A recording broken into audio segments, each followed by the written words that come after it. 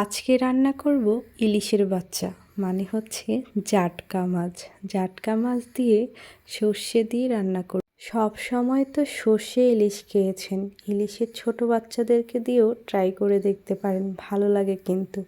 চলুন তাহলে প্রথমেই শেয়ার করে নিই। হলুদ, মরিচ আর হচ্ছে সরিষার তেল মাখিয়ে 10 মিনিটের জন্য রেখে দিব। মাছগুলোকে ব্লেন্ড করার জন্য সাদা সর্ষে, টমেটো, কাঁচামরিচ, পেঁয়াজ আর একটা রসুন নিয়েছি, ভালো করে পেস্ট করে নিয়েছি।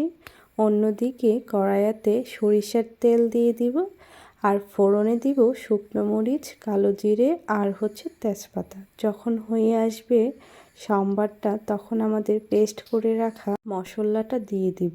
একটু হলুদ দিব পরিমাণ মতো, মরিচের গুঁড়ো, ধনে গুঁড়ো আর হচ্ছে জিরার গুঁড়াও দিয়ে নিব।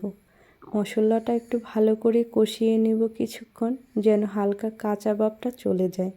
10 মিনিট যাবত মেখে রাখা মাছগুলো এখন আস্তে আস্তে দিয়ে দিব। দিয়ে আলতো করে নেড়ে দিব কিছুক্ষণ, তারপর ঢাকনা দিয়ে 5 মিনিট করে করে জাল করে নিব, এই পিঠ এবং ওই পিঠ, তাহলে অনেকটা সিদ্ধ হয়ে আসবে। ঢাকনা উল্টিয়ে আলতো করে মাছগুলোকে নেড়ে দেবেন, কেননা ভেঙে যাওয়ার সম্ভাবনা থাকবে, যেহেতু আমরা কাঁচা মাছটা ভাপের মাধ্যমেই রান্না করছি। সেই জন্য নামানোর আগে একটা কাঁচা মরিচ চিড়ে দিয়ে দিব, ফ্লেভারটা কিন্তু বেশ দারুণ আসে। আবারও ঢাকনা দিয়ে দিব, ঢাকনা উল্টিয়ে হয়ে গেলে সার্ভ করে নিব। আমি একটু টমেটো দিয়ে ডেকোরেশন করে নিচ্ছিলাম মাছগুলোর উপরে। আমার ইলিশ ঝাটকা সর্ষে দিয়ে রান্নাটা কেমন হয়েছে অবশ্যই কমেন্ট করে জানাবেন। অসংখ্য ধন্যবাদ আমার পাশে এতক্ষণ থাকার জন্য।